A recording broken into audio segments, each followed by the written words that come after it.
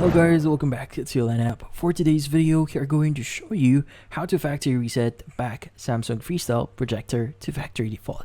So if you're interested, let's start the tutorial. In this case, you might be wondering, how do you actually factory reset your Samsung Freestyle Projector?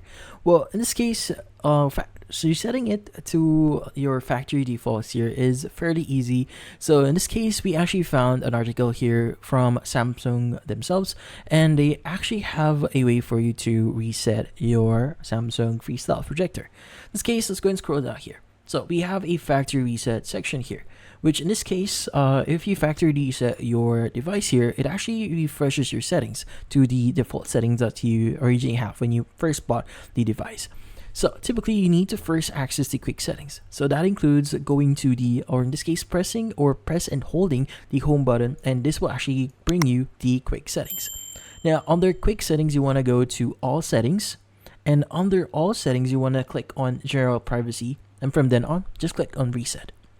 Now, in this case, once you click on reset, just confirm by entering the pin that you see, or if they request you to enter the pin. So default pin is usually 0000, so that's 4 zeros.